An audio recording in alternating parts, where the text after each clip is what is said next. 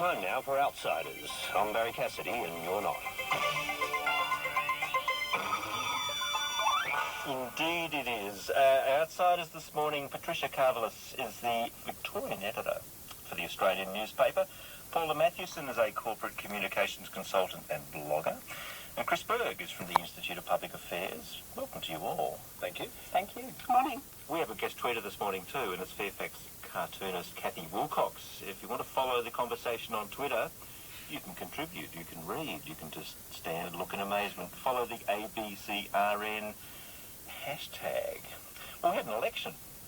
We did at Griffith, which we knew.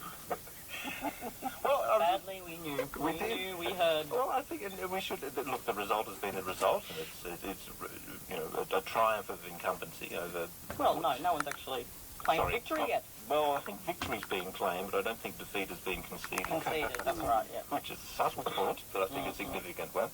Not many votes to be counted. I think we can probably assume that the ALP will win, as was very much predicted by everybody. But let's not underestimate this moment. This is the end of Kevin. I know, it's quite significant, but yet no one seems to really mind or care that much. That's what I've observed about it. It hasn't really been that much about Kevin. It's actually the first time in so many years that we haven't been talking so much about Kevin. Yes. It has actually been about that election. Or even the Labor Party, for that matter. We're not talking about internal ructions in the Labor Party. They're not the prime mover of Australian politics as they were just a few months ago. Which is a kind of an interesting thing. I mean, that's very much as the ALP would have wanted things to turn out. Kevin leaving is the best thing that's ever happened to them. The thing about a by-election, though, is, especially if it's so close after an election, with a leader retiring from politics, is everyone looks at it so closely to see, how the government's being judged. And that's the sad part for the Labor Party, because obviously, yes, they may have, gotten over the line, but a swing against the Labor Party is a bad story for Bill Shorten. Which kind of points, in speaking of Bill Shorten, to a deeper dilemma. Now, I understand this is about a missing person. It's about a missing person, Brian. It's very, very important. Missing since when? Went missing in December, Brian. It's quite a long time. It's too long, Brian. We have great concerns for this individual. Now, is there a description? Can you give us some details? Well, what I can say, Brian, is the person we're interested in is William Richard Shorten, a male Caucasian. William Richard Shorten. Yes. Mid to late 40s, Brian. He is 2 centimetres in height. That can't be right. I beg your pardon, Brian. I've misread that. He's 175.2 centimetres in height. And where was he last seen? He was last seen in the ACT, Brian, up around Canberra. Is that where he lives? We don't know where he lives, Brian. He's a little bit all over the place, William. Like a door there this week, musing on the visibility or otherwise of Bill Shorten. Paula Matthewson, do you think that the opposition leader has a bit of a profile issue? Yes, he does. I don't about that at all. Our work here is done. But I guess you can only assume that Shorten and the Labor Party strategists are working on that age-old strategy, which is when your enemy is doing such a good job of, as I have written elsewhere, bollocksing up things, then you just sit back and let them do so. I guess that's true, but it also points to and this is a thing that Tony Abbott as opposition leader grappled with very well. How exactly do you get prominence and profile and some sort of positioning for yourself? And I think that's a challenge that is the challenge for the Labor opposition. They want to be an effective opposition, but the most effective opposition leader that we've seen so far was Tony Abbott, and the Labor Party is a bit torn about whether they want to be... To follow that model. Yeah, that's right. But to a large extent, does it matter at all that he doesn't have a large profile? Because I'm not convinced that it does. First of all, obviously, the obvious point is that we're a long way out for an election, and people aren't making decisions about whether Bill Shorten will make a good Prime Minister or not. But more importantly, it's probably advantageous for the Labor Party to take a serious backseat. They don't think that Tony Abbott will be a very good Prime Minister, so they just want the electorate to watch the government and form their own views about the government. But also the idea that we're not talking about the Labor Party, we're not talking about Labor Party personalities, it helps the Labor story, just calms down some of the probably still raw emotional feelings that people might have about the last few years. I think this is probably, it may be a deliberate strategy by Bill Shorten to actually pull back and just let things play out. I don't think it is a deliberate strategy. I don't think he has pulled back. I think he's been quite active. I just don't think nobody's listening. No, nobody's listening. And you know what? Why would they? It's only a couple of months ago that we elected a new government, a dramatically different government. So I'm not entirely surprised that no one cares about what Bill Shorten has to say. It's actually probably good for him that people don't care so much what he has to say, given some of the things he's had to say I don't think would be very popular. I think he's been very defensive, for instance, of the union movement at a time when they're on the nose. His answers on sort of the Royal Commission, which today we're hearing is probably going to be widened and launched.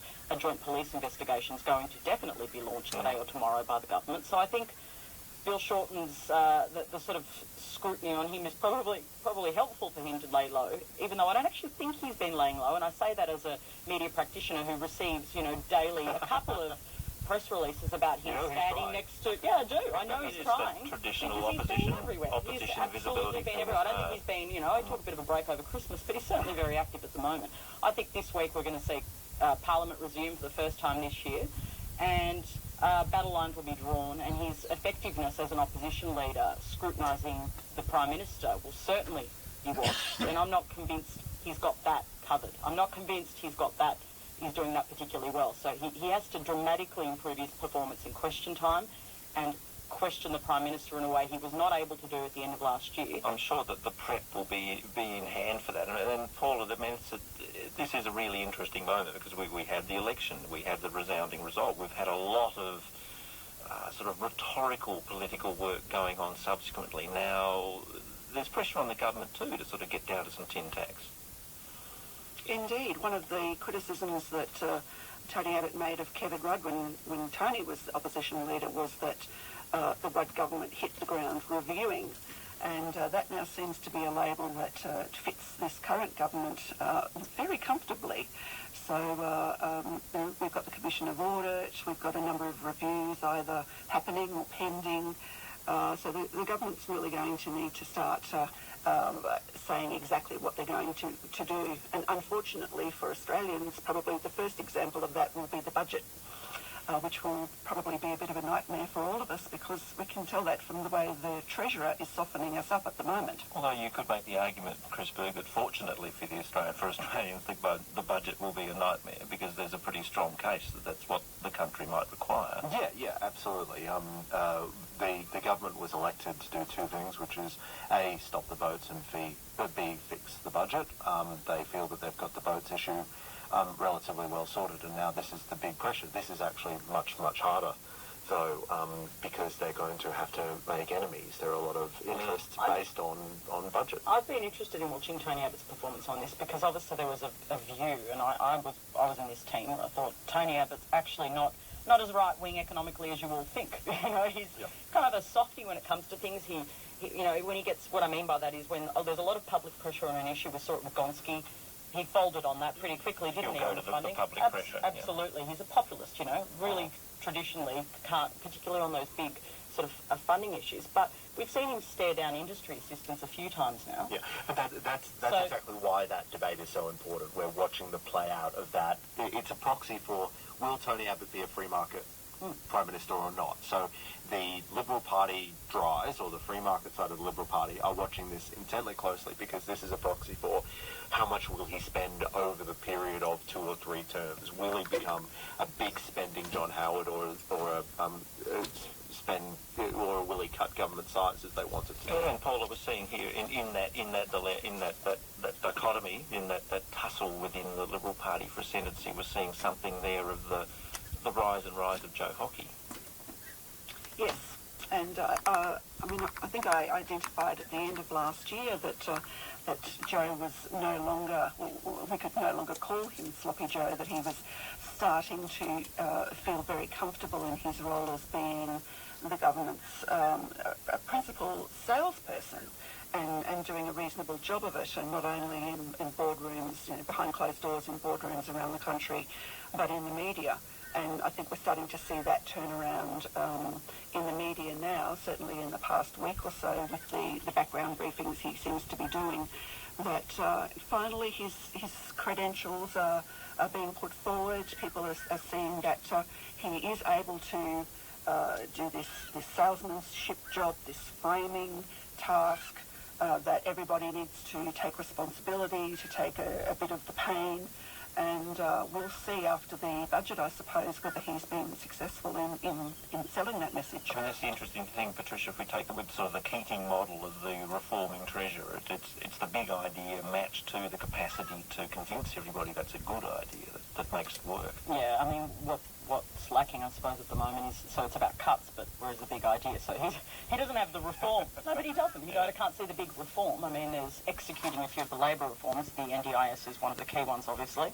If they've already told us they're going to do that, you know, implies that they're going to do it much cheaper than Labor, but without cuts. This is the trouble for an opposition which runs on the government's platform to get elected, I guess. Well, they were so quiet on a number of issues, and of course, I think he does have the political execution, Joe Hockey, more than any of them, to stare down dissent on a number of issues, particularly from the backbench. I think Tony Abbott's more likely to go more wobbly than he does, but, you know, it's the job of a treasurer to sort of do that, so it's, you know. Do you think, Chris Berg, that big picture is there? I think Joe Hockey really wants it to be there. I'm concerned that there's enough pressures from within his own party platform that make some of those statements a little questionable, like the entitlement stuff matched to the pay parental leave issue. But Paul Keating was a strong reforming treasurer not because he led with the argument, it's because he actually just did it. So, for example, which is a good way of leading with the argument. Well, you don't do big speeches about whether you're going to float the dollar or not. You just float the dollar. You open the market to foreign banks just immediately, and you just let it play out from there. And you apologise if necessary. You try to defend it after the fact and all that sort of thing. But I think the problem that Joe Hockey has at the moment is that we've had a lot of speeches about the end of the age of entitlement, but we haven't had much ending of that age. I think the paid parental leave scheme, which was already being critiqued as too over the top during the election campaign and before, and actually the election before, we've had it for 2 elections and now in government, it was already hard to justify. But now that they're doing this internal welfare review, which I've reported on extensively, I've got to say I find it inconceivable that they can deliver this scheme at that rate while at the same time talking about potentially even cutting people off the dole, off the disability support pension, which I agree need to look at. I'm not actually saying that. While at the same time being inconceivable to me that you could do that and sell that as a story, and I think they're going to find that so difficult to do. I mean, that Paula, is a huge challenge to push those two things. I don't believe we will ever see Tony Abbott's PPL come into reality. I think, I disagree with Chris that governments should just go out and do things as Keating used to do. These days, you need to prepare the ground so that people are expectant, understanding when these decisions that impact on them negatively happen. And I think that if you look carefully at what Tony Abbott has set in place with the Commission of Audit and with these different reviews and what have you, he will come to a point where he will say that his PPL is not sustainable, and it'll either be sent back to the Never Never or it will be cancelled altogether. The potential is there in the surrounding circumstances. Outsiders on Sunday Extra, and I know Paula was desperately enthusiastic to speak about Schapelle Corby, which interestingly was raised as evidence of the firming of the Indonesian-Australian co-prosperity sphere by Greg Sheridan in the newspapers on the weekend, saying that if things were so bad between Australia and Indonesia, how come Schapelle's getting out of jail? But that's probably a long bow. Probably a long bow, I think. The Schapelle Corby story is basically the end of a story that most people, I think, had finished quite a while ago. It's good that she's getting out. I don't. She was probably guilty, but I don't think that she should be. Tonight, Chris, on TV, we've discovered. Yeah, I can't wait. No. It's the only show I'll be watching, and then I'm going to watch it. The public's really interested in the Chicago. You don't think so? I think there's ample evidence that Patricia is entirely right. I'm entirely right. Always. That's been outsiders this morning. Patricia Cavalier, she's Victorian editor for the Australian newspaper. Paula Matthewson is a corporate communications consultant and blogger. See her on the Twitter as Dragonista. And Chris Berg is from the Institute of Public Affairs. It's almost 6 minutes away from 10.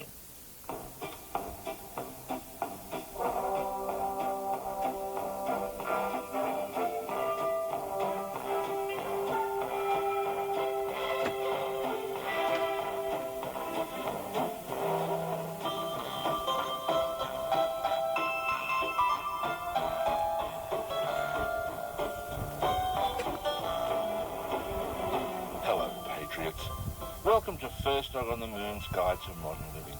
I am self-appointed National Treasure First Dog on the Moon. Sadly, this will be my last ever guide to modern living because soon there'll be a royal commission into the finances of the ABC and how it has its bias all in the wrong direction. And rather than let myself be interrogated by Cardinal Abetz, I'll be flinging myself off a cliff into a vat of backbencher-infested quinoa. It'll be a poignant and beautiful end to a promising career. So sad. I think I knew it was over in 2012 when Joe Hockey said for the first time the age of entitlement is over. Here's Joe Hockey now. The age of entitlement is over. What an orator. But what does it really mean? It means that Australians will get no more government handouts. It's over, people. You rent-seekers and scroungers and freeloaders, no one is spared. Even decent, hard-working Aussies, you are on your own.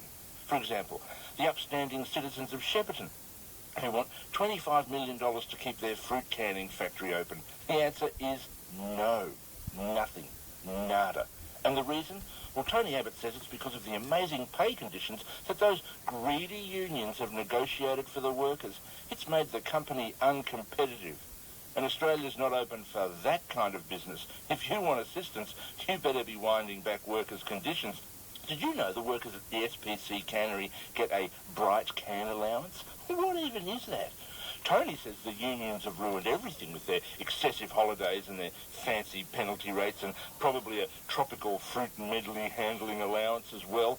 Interestingly, the amount of allowances paid to SPC workers in 2013 was less than the taxpayer paid to Tony and his staff over the years for their attendance at Polypedal, an event at which Tony is supposed to be raising money for charity. But I digress. Shepparton is in the electorate of federal Liberal, that's Liberal backbencher, Dr. Sharman Stone. And she said the workers at SPC don't actually get those conditions anymore. And not only that, Prime Minister Abbott is a liar who lied about it. He's a lying liar who lies. I'm paraphrasing a bit here, but I'm just going to say that again. According to the federal Liberal member for Fruit Bill, the Prime Minister is a liar. I didn't say it. I'm just reporting the alleged and very funny facts. I was just as shocked as I'm sure you are. And it gets worse. Dr. Stone also said that the Prime Minister is rolling out furphies to try and blacken the character of the SPC workers, men and women of Australia.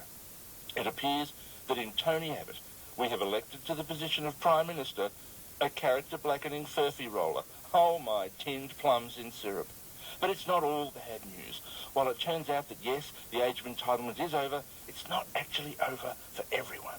No, apparently there are still handouts available if you are building tourism infrastructure, which is what the Cadbury factory were doing when they got $16 million to increase production. Or that guy with the fish farm who got $2.6 million. Obviously, being in a marginal seat means you'll be okay. Are you a high-income earner? A big bank? A private school? Private health fund? Perhaps you're a mining company or in the financial services industry. Don't panic. And of course, if you're an MP or senator who does polypedal or needs to go to a wedding, you can relax. So when Joe Hockey says, in a fiscal sense, I'm going to pull your eyeballs out through your urethra, what he's really saying is that it all depends on whether you're on the list of people who are the government's political friends or their enemies. That's all. So which list are you on? This has been First Dog on the Moon's Guide to Modern Living. I'm First Dog on the Moon, and I'll be back next week unless I'm not. You're welcome.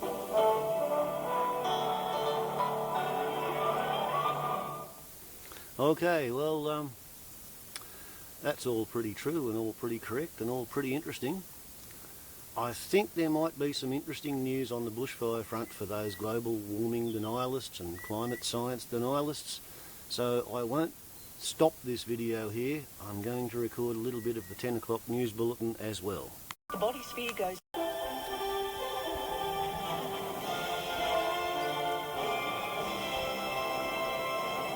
John Hall with ABC News. A bushfire in South Australia's Flinders Ranges is burning out of control towards several towns. There are unconfirmed reports that houses were lost overnight. More from John O'Shea. The fire started more than 3 weeks ago and jumped containment lines yesterday in windy conditions. It burned through more than an additional 2,000 hectares of scrub overnight and is spreading in an easterly and northeasterly direction. CFS State Coordinator Brenton Eden says crews are working to protect the town of Laura, where the hospital has been evacuated. We've put heavy plant and machinery, put mineral earth breaks in place. Metropolitan Fire Service has had a strike team of appliances there all night. He says homes and lives are also under threat in the townships of Beetaloo Valley, Stone Hut and Warrabra. A fast-moving grass fire has sprung up close to homes in the Yarra Valley east of Melbourne. Peter Carlyon reports from the ABC helicopter. The fire at Gladysdale on the Yarra Junction side of the valley appears to have started only a short time ago. Fanned by strong winds, it's growing quickly and is very close to homes. Thick smoke plumes are filling the sky. From the air, residents can be seen frantically moving livestock, including horses. Several fire trucks are at the scene trying to stop the fire's spread, and earth-moving equipment has also just arrived to establish a fire break. Water bombers are on the way. Flames can be seen burning in several spots, and it appears a shed has already been destroyed. Peter Carlyon, ABC News. Queensland Senator George Brandis is predicting Labor will fall over the line in the Griffith fire. Okay, so 10 o'clock in the morning, and they've lost control of the fires in South Australia and on the outskirts of Melbourne. The whole of South Australia, Victoria, Tasmania and the southern half of New South Wales are in the grip of a heat wave and a drought, and they're forecasting catastrophic fire conditions. And like I said, it's 10 o'clock in the morning, and that's Eastern Daylight Saving Time. Eastern Standard Time, it's only 9 o'clock in the morning. The day is going to keep getting hotter and windier for another 6 hours. Right? 3 o'clock in the afternoon, local apparent time, is your hottest actual time of the day. The southern half of Western Australia has been bashed around by heat waves and bushfires, and up in the Kimberley in the north end they've finally had the monsoon show up, and they're being flooded by torrential downpours. Western New South Wales and Queensland are in the grip of such a horribly bad drought that the Australian Cattlemen's Federation is genuinely seriously suggesting that what they want the taxpayer to do is provide teams to go out to the cow farms with a bulldozer, a backhoe, a front-end loader and a couple of shooters. And they want the farmers and the wives and their kids to be sent into town for a night in the motel, because it's all too stressful for the farmers to destroy their own livestock. And they would like the visiting teams to dig a pit with the bulldozer and the backhoe, and then take all the cattle, which would be called store cattle, which the grazier has raised them for sale, not the ones that he wants to breed up with. Take the store cattle, shoot them, drop them in the pit, cover them all over, and then as the grazier and his wife and family come back from their weekend in a motel in town, then the team's supposed to give the grazier $200 for each one of the cows that the government and the taxpayer have paid to shoot and bury. And with that $200 that each grazier is going to get in their dreams for each cow that they want the government to come and shoot for them and dispose of for them, that's supposed to give them enough money to import feed and water to keep their breeding stock alive.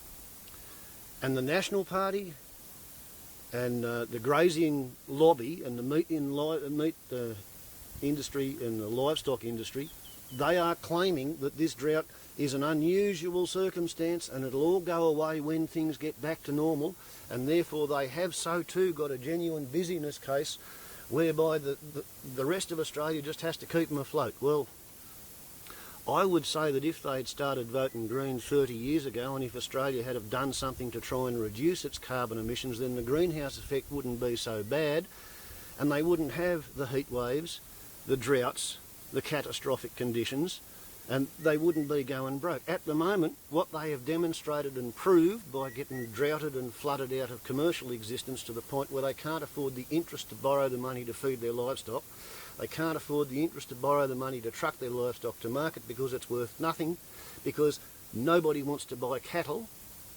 What they've proved is that they haven't got a business case. They've proved that you cannot economically raise livestock in those places because they have changed the climate. They've degraded the biosphere, they've buggered the ecology, and the weather patterns have changed, and there's not enough rain at the right time of year to grow enough feed to keep their bloody animals alive. So it's time for them to back out and bugger off, and if that means the banks get stuck with a bad debt of an unsaleable farm, good. Get on with it, fellas. No amount of running around and beating your breasts and getting upset about it is going to change anything. Tony Abbott and Warren Truss and the fossil fool lobby who want Australia to be a cheap energy country were wrong. And they've been caught fucking the goose, and the goose is not going to get any less unfucked, especially not if they keep worrying it with their dicks. Warbles on a lot to YouTube. Ciao.